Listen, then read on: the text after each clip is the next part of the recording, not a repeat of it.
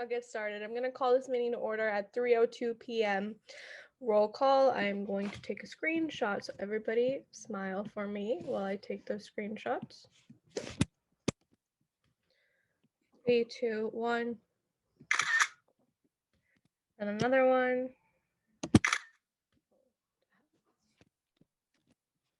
3, 2, 1.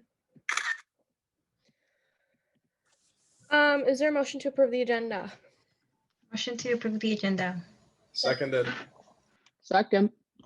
Is there a motion to approve the old minutes? Motion to approve the old minutes. Seconded. Second.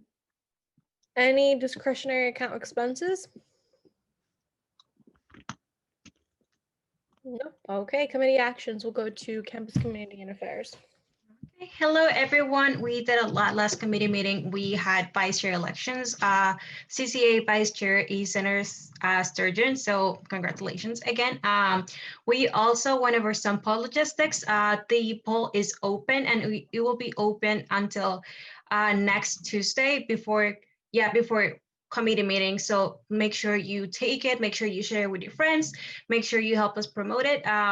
We will send the results hopefully with President and Vice President to the committee that is planning for the spring semester. So it's very important and it's going to be a big deal. So make sure you are helping us with that survey. Another thing we did, we talk about special projects and events we will do.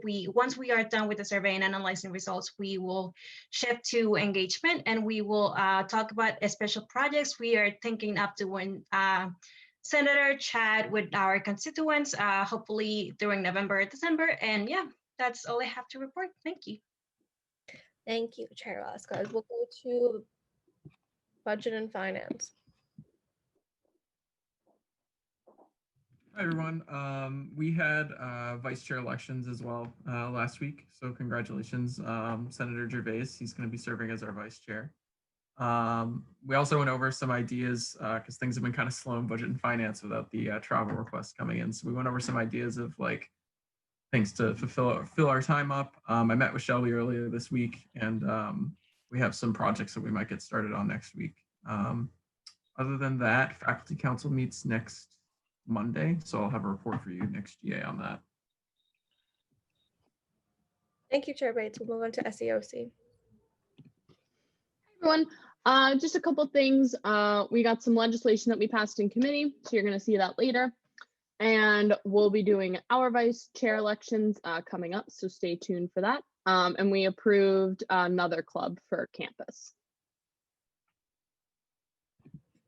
Thank you, Chair Goggin. Moving on to officer reports. We'll start with the president report. Hi, good afternoon, everyone. Hope y'all are staying safe and taking care of yourselves during this midterm season. A couple of updates on our end. The Provost Search Committee has finalized decisions in terms of finalists. We've narrowed it down to 2 finalists, an internal candidate as well as an external candidate. So an announcement will soon be released to the campus community. So keep an eye out for that. The town hall that Vice President Pereira and I had recently facilitated 2 weeks ago went very well. To be very honest, we also wish there was a little bit more of a turnout, but also meeting students where they're at in terms of Zoom fatigue and things like that. But it was a great opportunity just to educate students regarding the Dorchester Bay City. Vice President Pereira will definitely talk a little bit more on where the process currently stands as of now, but also a great space for students to just ask questions and just also express their experiences and feedback of how they are personally impacted by the project. So definitely, again, we're open to feedback. Feel free to reach out to either of us if you'd like more details regarding our collaboration with the Faculty Staff Union. We've been working closely with our academic officer, Tessa Lyman, to work on a resolution with Faculty Staff Union Representative Jeffrey Melnick in creating a resolution regarding addressing webcam usage, and hopefully that will be brought to the Faculty Council. So just heads up, Chair Bates on that as well. That's most likely going to be around the December meeting, but we'll be working hopefully on it in the meantime with that. The election 2020 is quickly approaching. A lot of different student organizations and offices have been creating different spaces on upcoming to debrief as well as pre-debrief in terms of what the election results may have. We encourage y'all to continue to engage with your constituents to kind of touch base and create those spaces as well. We're working closely with the Vote Coalition to see what we can do on our end to kind of make those spaces too. Spring planning listening sessions have also been occurring this past week. A lot of students have expressed frustration that there hasn't been any solid decision being made as of right now. For next semester, we recently met with the chair of the the spring planning committee, and we are hopeful that we're able to receive a solid decision by the end of this week. From what had been said in the spring listening sessions, there is most likely not going to be any sudden changes in comparison to this semester. It will most likely be remote as well for the spring. And finally, Leadership Council, we met up again after a long hiatus this past Monday to just touch base with student leaders, engaging as well, just to talk about the the election for 2020. But that's all I have to report. Thank you, President Javier. And also, one of Senator Cohen-Odiaga mentioned if the text of the webcam resolution can be sent out to the Senate. So. Yeah, I can respond to that. Yeah, absolutely. We can certainly write up a text and just report an update of what's going on. Once that finalized document is finalized through Jeffrey Melnick, we'll be sure to share that with y'all as well. Thank you, President Javier. We'll move on to Vice President report. Vice President Pereira. Hi, everyone. I hope y'all are doing okay and again, staying safe as the numbers are going up, especially in Boston. So please stay safe. A few things that we'd like to report regarding mental health, I think, which is another issue that we've brought up, is we did meet with Gail, John Silveria, and Rob Pomalis, who is part of the University Health Services. We met with them 2 Fridays ago, and to discuss kind of mental health and how we as a university can look beyond what we're currently doing to create more maybe effective methods or other methods such as more of social media and flyer presence as far as the resources like Co-Room Mindfulness, as well as our counseling center resources.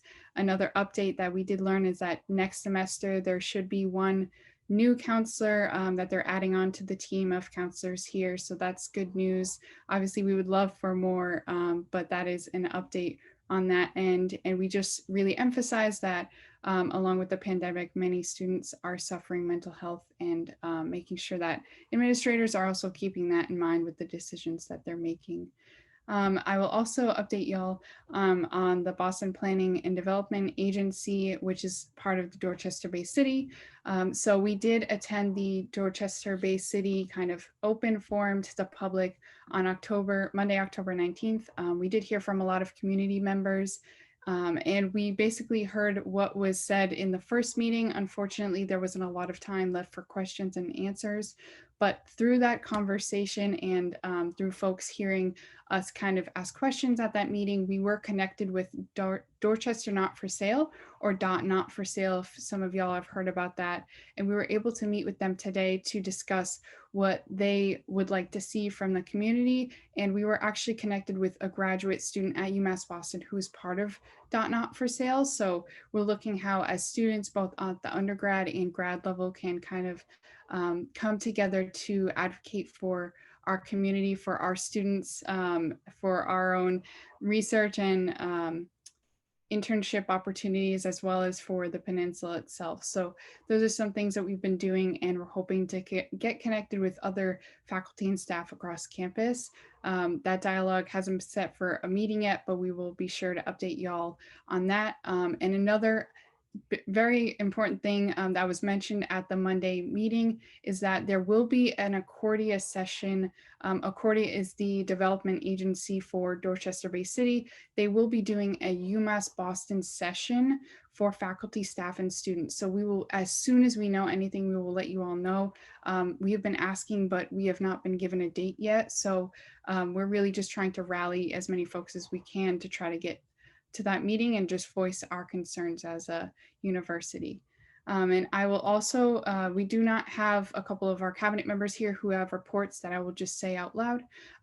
So Officer Earl Williams, he met with John Silveria, the Dean of Students, to hopefully connect with some students on accessibility and what we can do for students, and maybe some students that have reached out to John Silveria or the Dean of Students regarding that. And he's also in conversation with Chief Justice Moylan about accessibility as well. Officer John Tesson, I'm including the first name just so y'all are more familiar with their names. He actually met with the president and vice president of SAC, the Student Athletic, and I'm blanking on the name, but SAC. It is a committee of students across all the different athletic teams. There's at least one representative, I believe, from every team on that kind of committee. And he will be updating them more, and he's hoping to go to their meeting and let them know that general assemblies occur and when they occur for them to come. Yes, Student Athletic Advisory Council. And he's also met with the Associate Director of Athletics, John Pagliari. I'm sorry, y'all, it's been a rough day.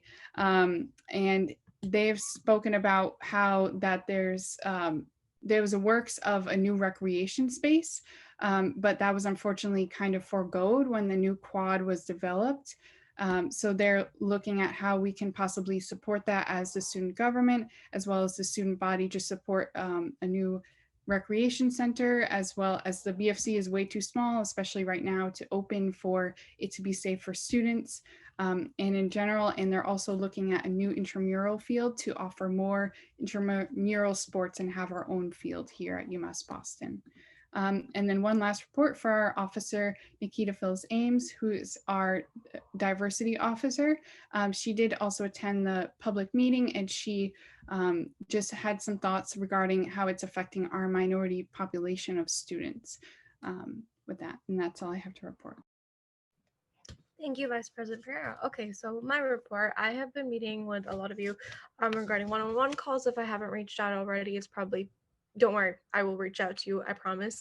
I'll keep my report pretty short. I was talking with Trustee Patel, and we're thinking of holding a town hall regarding the master planning, especially for new freshman students who are coming in who haven't actually been on campus, just to like update you guys and everything regarding what's happening with the campus and how it's going to be planned, just to refresh the whole master plan and everything like that. We're thinking it'll probably be after GA. That way senators can attend, because I would want especially new senators to attend that, just to get refreshed on a lot of the plans. The president and vice president also touched on this in their report.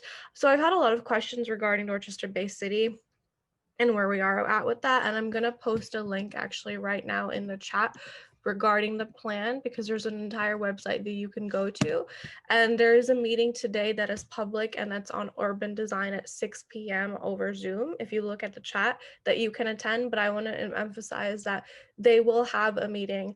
Accordia Partners, which is the development, will have a meeting with UMass Boston students. And of course, it's not an expectation, but it's a highly encouraged. I highly encourage all of you go as senators, because the UMass Boston, the meeting with UMass Boston students is the one that we're looking forward to. And if we hear more information regarding that, what time and everything it is, we will definitely let you guys know so you can attend. But regarding the plan right now, I would encourage you to check that site, because it tells you what the meetings are, when the meetings are. There's one today, the 28th at 6 p.m. If you want to attend, just drop in, see what's going on, and just, advocate for the students, which is your job. Besides that, if anybody wants anything that doesn't make sense regarding Dorchester Bay City or anything like that, come to me. I can answer your questions. I know there's a lot of confusion and where we are at the process, and a lot of students want their voices to be heard, and we are waiting on the time when they schedule it for UMass Boston students, but you can always go to more than one meeting. Other than that, do your proficiency exams. You can retake it if you guys need help with it. You can email the judicial branch, or you can email literally anybody. I can help you on it if you need help. But yeah, do your exams. I believe that the Chief Justice will touch on this in his report as well. Besides that, those are all my notes, and I have nothing else to report except the only thing is on the agenda, you might have noticed that we've added a section for open forum for cabinet members to report, unless it's reported in the officer reports. But yeah, we created that section for our cabinet members. Besides that, I have nothing else to report, so I'll move on to the vice speaker report. Only thing I have to report is that the last GA and the town hall about the Dorchester Bay project is up on the channel. And that is all. Thank you, Vice Speaker Haji. We'll move on to the student trustee report. Hey everyone, so I got a few things to let you know. Had a pretty busy week so far. So yesterday I had my meeting with the chancellor. Had some good discussion there. We talked about Dorchester Bay City. We talked about the pump house. We talked about spring planning, some voting stuff, and a few other items. I mean, the biggest things from those meetings is obviously in regards to Dorchester Bay City is, give them updates on what students are talking about, what they're feeling about it. And, he was again telling me that we'll have that UMass Boston session and we'll see how that goes. And, we'll report back to him about those meetings. Pump house is another conversation, and we can talk about that later, but that's not important right now. And then this morning, I had a meeting with Assistant Chancellor Catherine Newman. So for those of you who don't know, she used to be our interim chancellor. Now she's back in the president's office as the Assistant Chancellor for Academic and Student Affairs. And so we've been, the other student trustees and I have been meeting with her before every CASA meeting that we have. And she kind of just sets the agenda. She's making it more, things that we can focus on as a system with each of the campuses. So her plan for the next meeting is we have some good ideas. Going to be mostly talking about racial equity and social justice, how each of the campuses are taking it on, and how we can go about it in a system-wide level. So I'm really excited for those conversations. And then, like Speaker Khan had said, so I had met with Diane DeRigo today. She is the Assistant Vice Chancellor for Campus Services, Campus Center Services. And so I had met with her, and she's very, what's the word I'm looking for? Very down, I guess, to do a town hall regarding master planning. I know there's a lot of questions on kind of what our campus is looking like, what it's going to look like a few years down the road. So it's very beneficial to have a master planning town hall where that their department, Diane, and a few other members can come talk to senators and talk to every student. A lot of freshmen have never stepped foot on campus, so they don't know what it looks like or what it's going to look like when they do get back. And that also will include like the SDQD, the quad project. And so that will be really good for everyone to kind of see what our campus is going to look like in the next few months and within the next years moving forward. And with that, that's probably going to be the subject of the town hall. And, if there's other things that kind of relate to it, we can bring that up, but that'll be the main focus of it. And as well, in conversations with Diane, the SDQD, right there's a committee basically that they just get continuous updates on what's happening, and when it does get planned out, what events might happen on the area. But that's like a future type thing of what events might happen. So they had asked me to sit on those committee meetings, and they happen on our GA days in the middle of GA. So I told them that I can make those meetings. And so next GA, I'll have something to report back to you guys on the updates. It's basically just construction updates and what the progress of it all is. And then tomorrow, along with President Javier and Vice President Pereira and MassPIRG and a few other organizations, we'll be meeting with the Voter Coalition, talking about how we can energize and get students to be able to make sure they go out and vote, early voting, and whatever other means of voting that they want to take part in.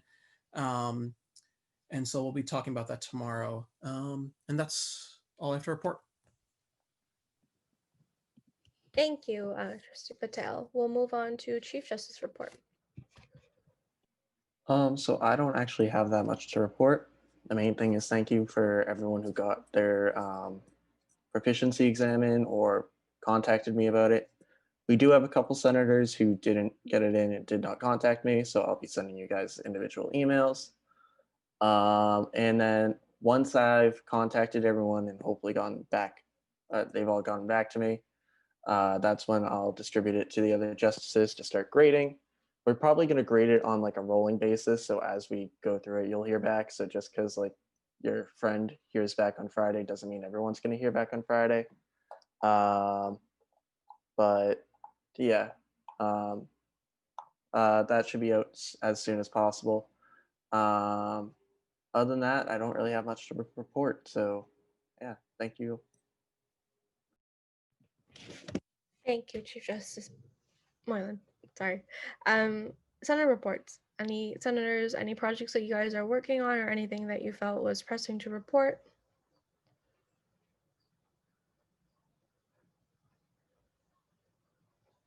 Okay, seeing none, we'll move on to,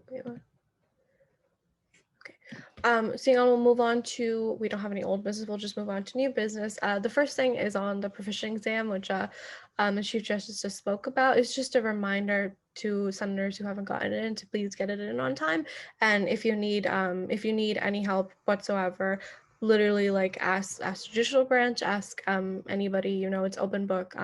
So please get those in on time because it covers a lot of knowledge that's necessary and will definitely help you in your role as senator. Okay, that's the only thing I had on proficiency exams. John, do you have anything else you want to say on that? Not really. Just if you haven't contacted me and you need an extension, let me know. So yeah. Yeah. So if you need an extension, just yeah. We'll move on to the legislation. So now at this point, I'm going to ask that you guys bring up number OSB 2020-F005. I sent it all in an email. Please bring it up, and I will turn it over to Chair Goggin to present on this legislation. I'm still muted. Thank you, Fareed. So we got legislation 005. It basically is reducing the amount of students required in to be like a registered student organization or like a club on campus. So for a long time we had it as 15. It's kind of just an arbitrary number. We don't really know where it came from. It just kind of showed up in our bylaws and it's been that way since. Yeah, I'll share my screen. Oh, hold on, it's not working for me.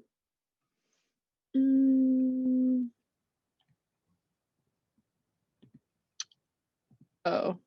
Is it working now?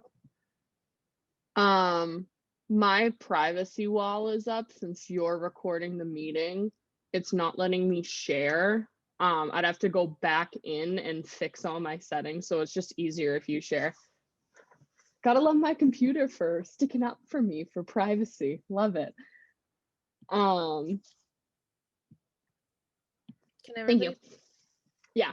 So this is a bylaw amendment, changing the required students for a student organization from 15 to 10. Especially right now, in an online platform, it's really hard to like gain support and get 15 students when all of us meet online. I know for myself, I don't really know a lot of people in my classes besides the ones that I had met in like previous classes. And there necessarily hasn't been that opportunity for that social connection that we usually see in in-person classes. So right now we think it's important, especially to reduce it to 10, but even further on from that, we really want to lower the barriers so we can get more different clubs on campus, increase our diversity and increase our inclusion on campus. We want more representation for clubs on our campus. We don't want to make it more difficult and create more barriers for our students. So we really want to try to get more clubs started. Also, a lot of our students as commuters, if we were in a remote setting, a lot of our students are commuters. So they kind of come to class and then they leave. So again, that 15 number just seems difficult. And in the past, what we do is if a club doesn't have the 15 members, we give them preliminary approval and they have to get it within 2 weeks. And it kind of just delays the process of them going to club training, and getting like the ability to start making requests, so it can delay that process, weeks, maybe even a month at a time. So this kind of allows clubs to get started up sooner and start requesting money quicker, so they can have events on campus. That way we can get more events on campus, and that way they're not, it's not like November by the time they get their first like event in place or whatever. So this kind of helps them start sooner and kind of get their momentum going, to kind of gain that membership as they have more events. And then included in the resolve section is just the actual bylaw, where we're changing it from the 10 to 15. We're changing it from 15 to 10 members. Does anyone have any questions on that?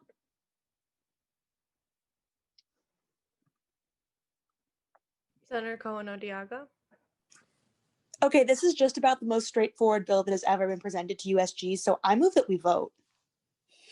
Is there a second? Seconded. Seconded.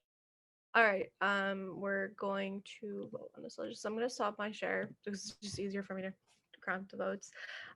Okay, those in favor of moving to a vote, please raise your hands.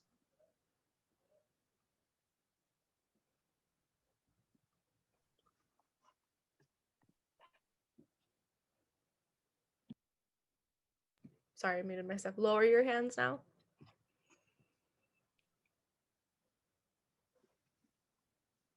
Those opposed? Remember, this is actually this is the motion. We're voting on the motion to move to a vote.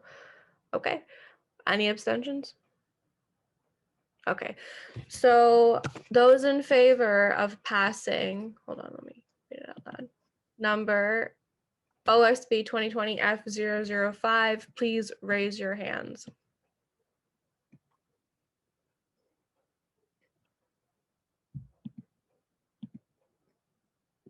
Oh, and John, let me know when you get the count.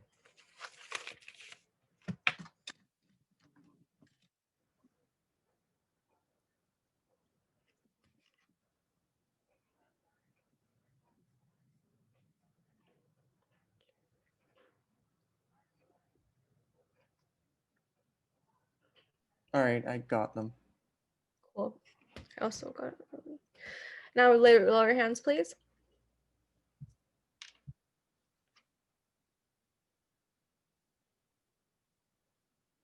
Lower your hands, please.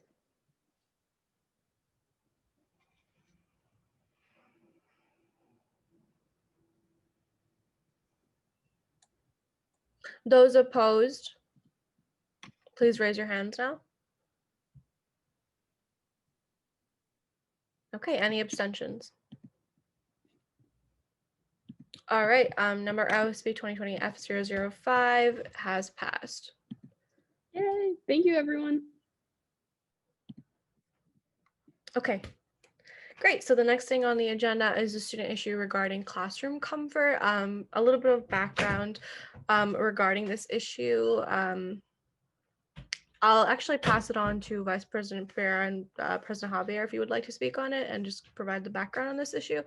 And the reason why this is on the agenda is because there are many like there's just like many senators who feel strongly about this, and it's just for us to discuss it. In case you didn't know, it was a student who recorded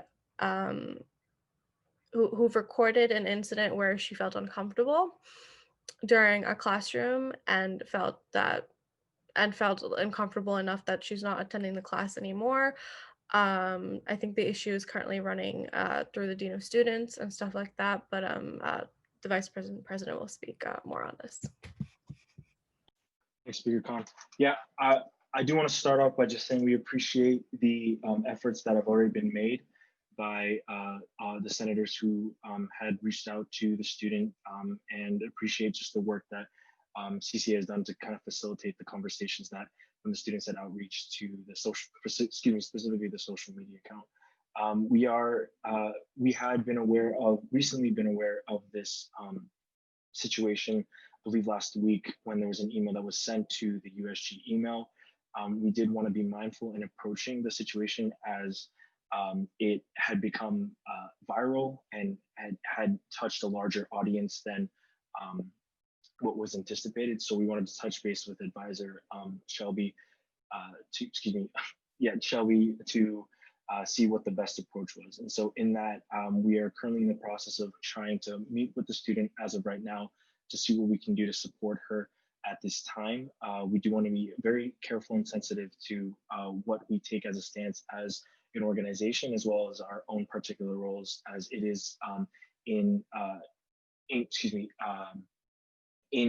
connection with the Dean of Students, as Speaker Khan had mentioned, in legal proceedings. And so we don't want to influence that process. However, we do want to support the student as best as we can and create a space for her to speak freely as she needs to and as she wants to. And again, as other senators have already done, and continue to also just want to emphasize that we also want to take a stance of embracing that students shouldn't be felt that they are being silenced in their classroom either. And so in terms of sending that messaging out, we are in the works of that. I think before we take that next step, that's a conversation that we have to gauge with the student first before in those next steps before we move on to how else we would like to proceed as from our roles and as USG as well. I'll pass it to Vice President Pereira if there's anything that I missed. But, yeah. Yes, thank you, President Javier.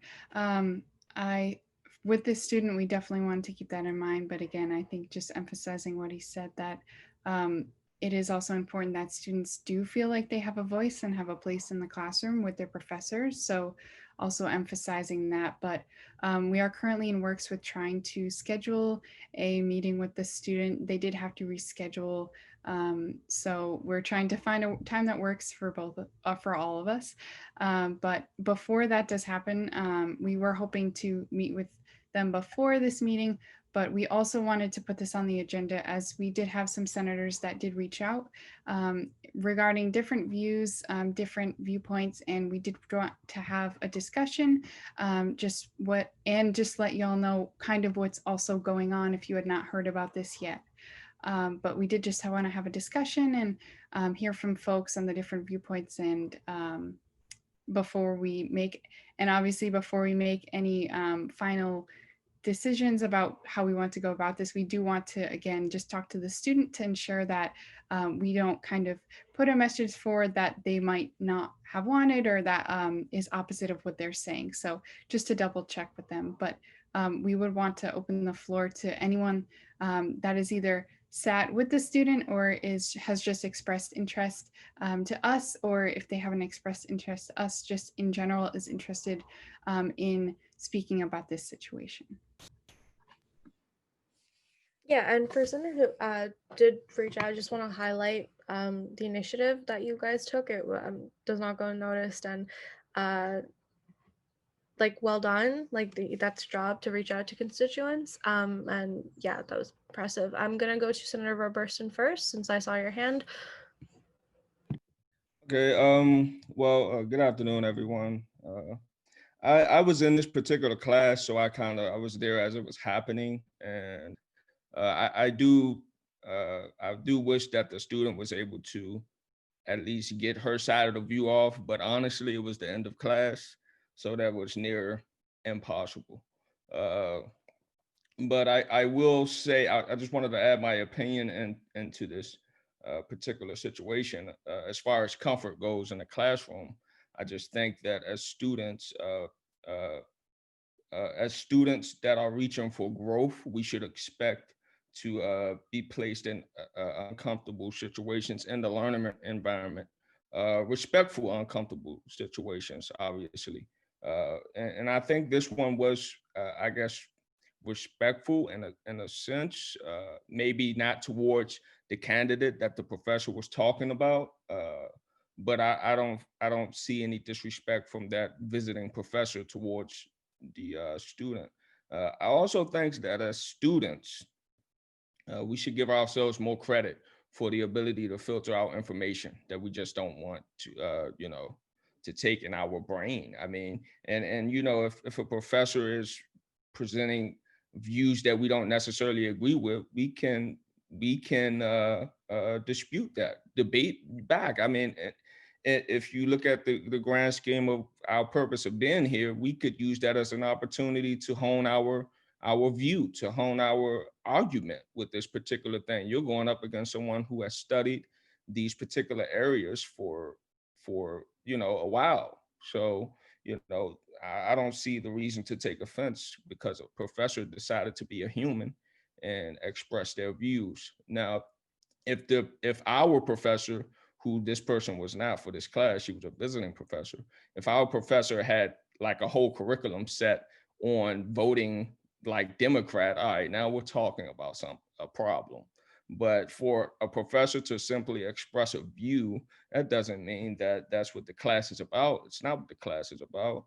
The class is about human rights, and the professor that was visiting felt the need to point out things that they felt were human rights violations. And that's, you know, that's just kind of just how my view of it is. I think that the student does need support, but I think that we should make sure to not coddle the situation into, you know, trying to avoid ever having professors ever speaking a view or, you know, things of that nature. Like I said, this wasn't part of the curriculum. It was just a professor being a human, and, you know, this view came out. So that's just all I wanted to add, nothing grand.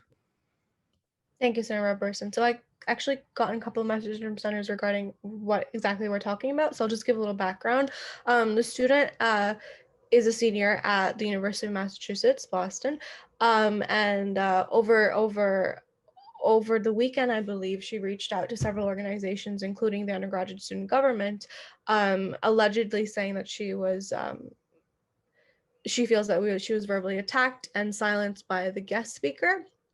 Reminder, this is the guest speaker, who is the guest speaker is Professor Shapiro, who also teaches here, but it was I believe it was allegedly for, she feels allegedly that it was for supporting President Trump, and allegedly the guest speaker said that Republicans are racist and stuff like that. And the student feels that both professors, the guest speaker and the one who runs the class, failed to control the classmates. And she feels that she was bullied, and she has contacted the Dean of Students for this. The incident has a video attached to it, which allegedly has over 1.2 million views, and has gotten support of Republican figures. And the reason she is writing to the undergraduate student government was having student support, because she says that politics aside, no student should be silenced or bullied on any campus for having opposing views. So hopefully that clears up any confusion. Like I said, the issue is going through the Dean of Students right now, but considering she reached out to the undergraduate student government, I also like the president vice president said, they're going to be speaking to the student, and some senators have, a couple senators I think have already met with her, so they will tell more about the situation later. So hopefully that clears up everything, and I'm gonna go to the hall of hands now. We'll start with Senator Thelwell. Hello, everyone. Firstly, I just want to say thank you to President Javier, Vice President Pereira, Speaker Khan, for you guys just being kind of supportive in this. And just as I'm a new senator, I'm having a bit of trouble, or, you know, I was having a bit of trouble navigating how things work. And especially Speaker Khan, you guys just really helped me. But I did speak to the student who was Mary O'Sullivan in regards to the incident. It was something I just felt, I was going on Instagram and I saw a friend of hers leave an angry comment. I did some research. I didn't hear about the case prior to that. I did some research, and then I did speak to her the following morning.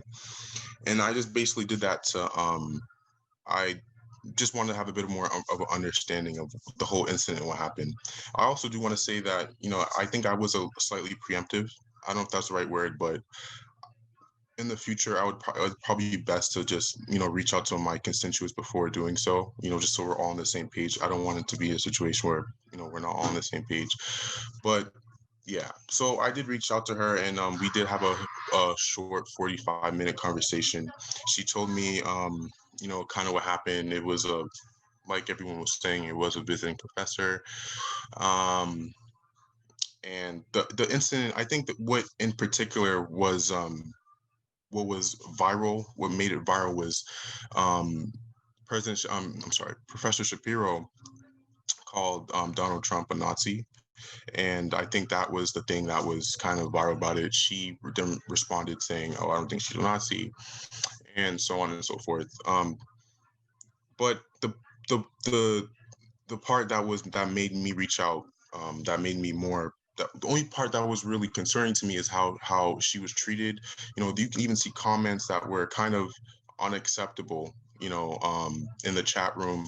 And she told me how she eventually stopped attending class because of the atmosphere of everything.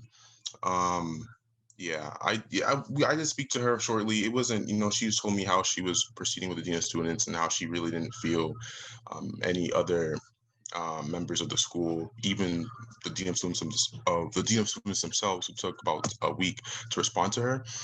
She was basically telling me how she didn't feel supported in that sense. And then, I just offered her my support if any other questions I can help her with. But I do want to say one thing about what Senator Robertson says. I agree for the most part, but I don't think this is coddling. I would just disagree in that sense. I don't think we're coddling anybody. I absolutely agree that we should be able to have political debate or just a political discourse in general. We should be able to have that, and it could strengthen our ability to have that discourse. But I think this example was slightly extreme. Disrespect, I think that's a bit of a subjective thing. I don't know, you have to ask her about that, but I feel like the professor here was a bit out of line, more than just opinion. I mean, she is teaching a course. She's giving a guest lecture about the critical race theory, and whether she's a PhD or what, or however long she's been teaching for whatever. I think there should be some type of level where we're at. I mean, she was kind of heavily deep into her personal opinion, so I think just keep that in mind. But that's pretty much it. Thank you, guys. If I can respond to Senator Thelwell, Speaker Khan. Yeah, just ask, keep it short because I have a lot of hands. No, I was just going to say that not necessarily the way that we're approaching this particular student. I'm not calling that coddling. I'm just saying that I hope we don't take the route that it ends up being coddling in a sense ever. And I agree about your statement about the professor. I can agree to that 100%. Thank you, Senator Robertson. Senator Thelwell. We'll move on to Senator Nick Adams. I saw your hand next. Yeah, thank you. So one thing I agree with the speakers so far, many of whom have said, we have to make sure to be inclusive to other political voices on our campus, and that we have to make sure we support our students. I think we should take caution to not associate with the specific article and how it has played out. There have been a lot of questionable things going on within that article. I read the article. It's pretty terrible, not going to lie.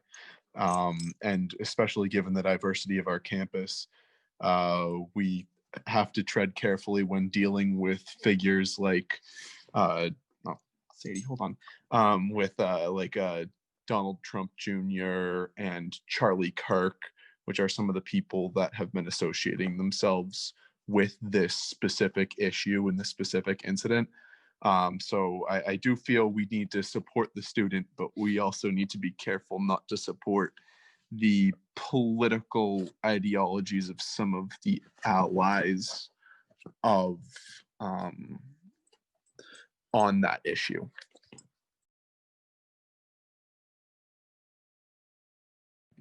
Thank you, Senator Adams. We'll move on to Senator Madhavaya. Did I say that right? Yeah, yep. So I just wanted to pose a very quick, like, clarifying question to kind of get a little bit more information on this situation. But this was in a remote setting, correct? Okay. Okay. I just wanted to clarify about that, but thank you. Yeah, for sure. We'll move on to Senator. Was that everything you wanted to ask? Sorry. Was that everything that you wanted to say? Yeah. Yep. Yep. We'll move to Sorry. Senator Thanks. Senator Riyad. Yep. Mama, I'm in class now. Okay, we'll go back to Senator Riyad. We'll go to Senator Cohen-Diago first. Thank you, Madam Speaker. So a couple of things. One, I want to say that I agree with Senator Roberson that it is important that we allow professors to express political opinions. I want to reiterate again that Professor Shapiro had no impact on the student's grade or academics. She was a visiting professor. From what I understand, this was a debate. I also want to call attention to the fact that if the part that this student took offense to was the fact that Professor Shapiro referred to the president as a Nazi, Professor Shapiro does openly identify on the UMass Boston website as a Jewish person. So I think it's really up to her. I think she has the right to use that terminology as a Jewish person. And I yield the remainder of my time to Senator Driscoll. Thank you. Thank you. All I wanted to say was that it is really important that we are an advocate for this student, especially with the way that she felt she was attacked by the professor, but it's also important to keep in mind what she did to the rest of the students in the class, specifically the ones that had left comments. There were multiple articles released that tried to dox one of the students very heavily because of a comment that she had made on a video, including her Instagram pictures, and no names were censored at all. So I really think that's something important to consider when she released these out into the world, and they made their way to a lot of alt-right websites, which is where a lot of comments are being driven on the university itself. So. Thank you, Senator Driscoll. And we'll go back to Senator Riyad. Yeah, sorry about that, guys. I think that a point that I wanted to make is we should differentiate whether her intentions are good and whether she wants to advocate for her rights as a student to not feel like her opinion is being dampened or being disrespected. And we have to differentiate that between somebody who's looking for attention and looking for just to cause a stir and just because I've been in situations where I have expressed an unpopular opinion in class and I've been met with very harsh scrutiny from professors, and my first reaction wasn't to record the professor and try to get that professor in trouble. My end goal is to have a decent conversation, and clearly I think from what I'm understanding about the situation is this student does not have good intentions with her trying to get this viral and probably emailing news organizations like Campus Reform, which is a very specifically conservative student college organization that tries to find out situations where students are being dampened by liberal professors. And I think that the opinions expressed by the professor, from what I've seen, are not out of the world. Calling Trump Hitler and those kind of, these are not meant to be taken literally. They're meant to be intentionally inflammatory, just to have a conversation going and see the similarities. And obviously I don't agree with that statement at all, and I don't think any reasonable person would agree that these two political figures are the same thing, but it's more of a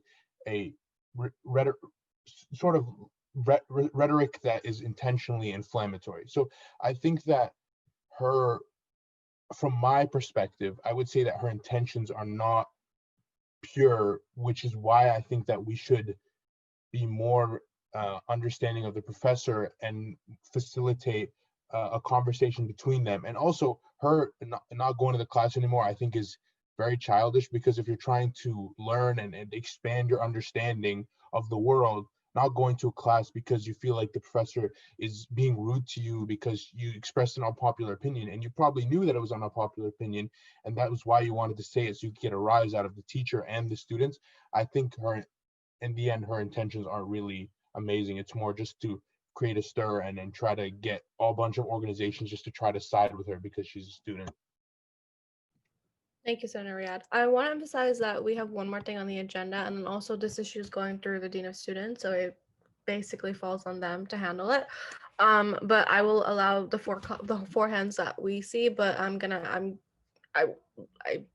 want to move on to the Spring Planning Committee. So I will go to Senator Shipman. Sorry, thank you. Thank you for giving us time to speak. I wanted to say I thought that Senator Thelwell spoke about this really well, and I agree with his ideas that we should be a place that's open to discussion. Also, if you marginalize people who have different viewpoints, especially viewpoints that you think are wrong, and they never speak about them, then they're only going to speak about them with people who already agree with them. They're only going to be reinforced. There's no going to be a breaking down, no true discussion. And then some points that were made about, this visiting professor, for instance, wouldn't affect her grade. I feel that if you don't feel comfortable going to a class, that will affect your grade. And as for it being childish, her not going, I don't know. I looked up what was said throughout this, and this is a professor saying this, and a professor should be aware of how their words can be taken. She not only likens Trump to a Nazi, but also says that he had sex with his daughter, which that is undoubtedly an inflammatory statement and not one that's meant to open discussion. That's a statement that closes discussion. As well as when Mary spoke, at one point, the teacher said, I don't want to have this debate. I'm done with Mary. That, again, closes discussions. And as far as what Senator Roberson said about it being at the end of the class, maybe that's true, and that's not reflected here. So I want, to give the benefit of the doubt there as well. But there are dangers to closing this discussion. I think at least I personally have seen many instances of people being shut down in classes, or classes that are so to one side, you understand that people wouldn't feel comfortable speaking out. I've had discussions with people who feel so uncomfortable, who have dropped classes because they didn't feel comfortable. It's not about being childish. And I don't know her purpose for spreading this outside the campus community, but it is a reflection of what goes on within the campus, despite her desires. Thank you, Senator Shipman. We'll go into Senator Muse. So I hadn't heard much about this before now, but as I'm reading through the article, I also just want to clarify that the quote is that, as is the president who is willing to talk in public about having sex with his daughter. She didn't say that he had sex with his daughter. She just said that he has discussed it in public, which I believe he has done, but I don't know if this is a personal anecdote or not, but I am personally in a 500-person class, and the chat does get a little weird at times. And so I noticed in the article, as I was reading through it, they're kind of blaming the professor for what the students are saying in the chat. And as somebody who's in like a large class where the chat does get kind of out of hand, like even in like 100-person classes that I've been in, it's kind of weird to blame the professor specifically for what the students are saying. And I don't really think that they had much control over that. Thank you, Senator Muse. I saw a couple hands go up, but I wanted to know I would only allow like 4 comments. If this is pressing, please let me know, but I would like to get to the next thing on the agenda. So I will go to the hands that I see raised, but I'm asking that you keep them short, please. So Senator Cohen Odiaga, go ahead. I want to agree very strongly with Senator Muse. First of all, yes, President Trump has made comments about having sex with or dating Ivanka Trump. One notable being, if Ivanka weren't my daughter, perhaps I'd be dating with her. So the accusation that Trump has had sex with his daughter is false. But referencing that Trump has talked about having sex with his daughter or made jokes about it is absolutely true and absolutely abhorrent, at least in my opinion. And I want to clarify to Senator Shipman, I didn't know until today that the student had dropped the class or had stopped going to class. So when I mentioned that this doesn't have an impact on her grade, I wasn't aware that the student had stopped going to class. I was under the assumption that this was a one-off incident, so I apologize. Of course, if a student stops going to class because she feels uncomfortable, that'll impact her grade. My only point was that this wasn't a student challenging the person who is directly responsible for her grade. And finally, I agree that this is not kindergarten. A professor is not responsible or cannot be held completely responsible for holding an 80-person chat full of adults in control. Thank you. Okay, so at this point, I want to know, this is kind of devolving into a conversation about personal opinions, and that's not helpful for any of us because it's not, we're focusing on a USG response and stance, and personal opinions should not get involved in that. So I'm going to close this item officially, and we're going to move on to spring planning committee. We have 4 minutes left, so honestly, we can table this if you guys want to table this, or if you guys are willing to stay maybe 10-15 minutes out, let me know. I will look for a motion to table the item on the agenda to the I next. move that we table and move to open forum. Seconded. Okay, cool. Okay, we're going on to open forum. We'll move on to cabinet members. This is your time to do any reports, so please raise your hand.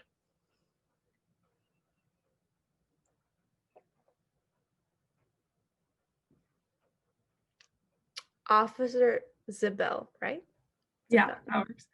Alex and I are gonna kind of go back and forth on this one. So we mentioned before, we're both in this organization called BIG, which is Boston Intercollegiate Government. It's a coalition of students who work together from a bunch of different universities in the greater Boston area. And we have a few things that we want to touch on. I'll go first just because we don't have a lot of time. So we sent this out to a few senators, but we're working with the coalition to try and get some resolutions passed through the different universities in the area to try and make Election Day a holiday for students. We have the resolution written. We have to edit it because the correct one didn't go out, but that's fine. But the goal is to get chancellors and presidents of universities in the area to make Election Day a holiday for every election from here on out. And then from there, work our way into Marty Walsh's office and make it a holiday in Boston, eventually in Baker's office and make it a holiday in Massachusetts.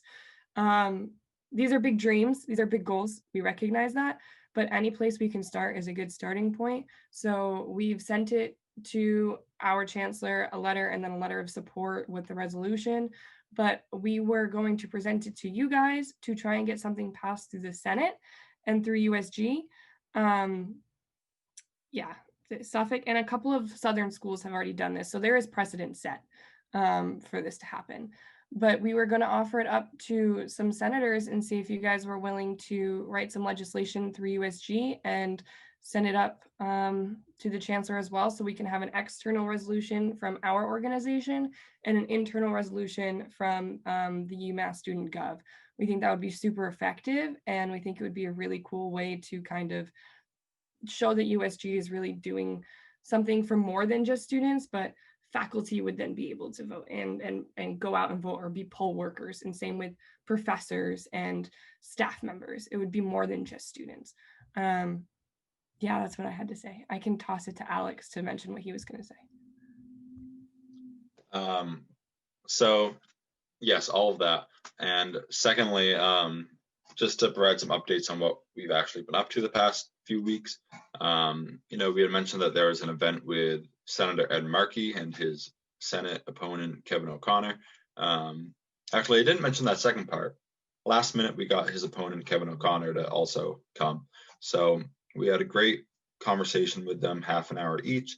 Well attended, over 150 people came. So it was a great discussion, and we'll let you know if we have any more in the future, because it's definitely something that we want to keep going with. And then we have a mental health panel coming up in a couple of weeks. I don't know the date yet or the time, but when I find out, I will send it to President Javier or Speaker Khan and let you guys know. And then I believe we're also going to be having a Veterans Day event. We're going to start talking about it tonight at our committee meeting, but again, I will somehow get that information to all of you if you're interested in attending. So that's it. Thank you, Officer Killian. Move on to Silver Wolf. I saw your hand next. Yeah, hi. I'm from Asperg, as you guys might know. I just wanted to let you guys know that in the past couple of weeks, we've been doing voter registration, and we ended up registering 494 students to vote on our campus alone, a couple thousand across Massachusetts. So those are our final numbers as of Saturday. And our last big push is going to be phone banking. A lot of the numbers came from like class wraps and class announcements, but in this next week, we're going to be phone banking each individual student to see what their plan is to vote, check in to see if they've already voted, help them out with information, push for them to drop off their ballot and all that, because it's only a week. So if you send it via mail, it might not get there on time.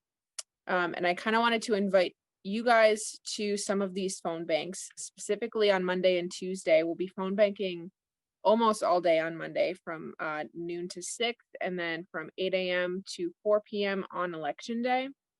And I will also be joining Gail DiSabatino for her live Instagram live with Gail on the election day. So I'll drop it in the chat. I have a link for you guys if you want to sign up. And that is all I have. Thank you.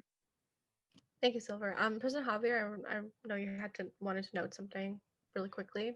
Yeah, thank you, Speaker Khan. I just wanted to, just a quick note in our previous item, appreciate the discourse and the dialogue that's been shared. We will definitely, Vice President Pereira and I will definitely keep that in mind as we're approaching our conversation with the student. But thank you again, looking forward to more discussions about it, but that's all.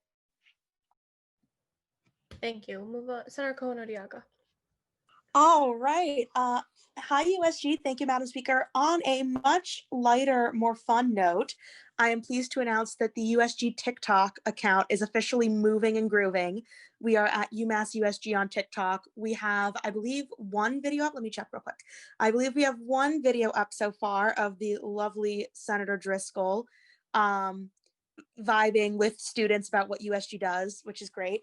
And we are going to post another one of her soon, getting ready for GA. And what we're hoping to do is, once that's up, to have like a little challenge of other people in USG like doing TikToks of getting ready for GA.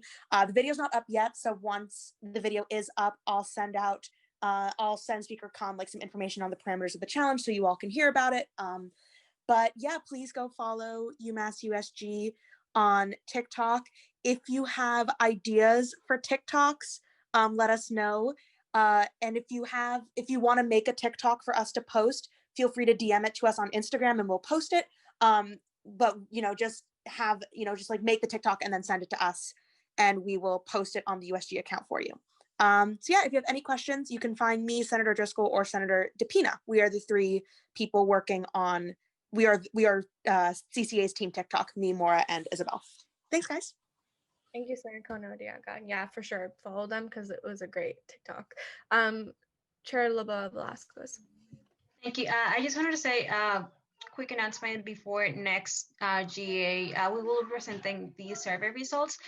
There are a lot, so I just want you to keep in mind ideas for legislation and resolution that we can implement as student government. There are a lot of things going on, and a lot of results are a bit sad, and some of them are a bit good results we have with the survey. So when we go into presenting, I want to say in advance, because I want you all of you as senators to start thinking about legislation ideas that we can actually implement, because all of us can get things done. We are student government. So I wanted to say this in advance so you guys can have the time to actually start thinking about the things that we can get done as student government. So that's all I wanted to say. Thank you. Thank you, Chair LaBeouf Vasquez. Chair Bates? Yeah, actually, Chair Velasquez made me think of something. Last semester, we passed legislation that just kind of had like petitions about how we wanted to see campus function as we did classes remotely. So if you want to use that as kind of a guide, if there's certain things you want to see the university accomplish while we're doing things remotely, and if we continue to do that next semester, I think it's important for us to get our voices out there. So any ideas, feel free to work with people on legislation that we could pass next semester or next GA or in the future. Thank you, Chair Bates. Vice President Pereira?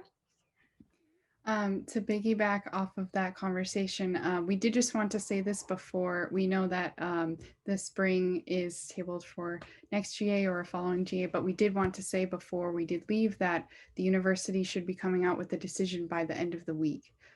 So please keep an eye on your emails for that decision, and any details that they decide should be in an email, and also possibly check in the campus currents. There will be more details there as far as what types of classes are.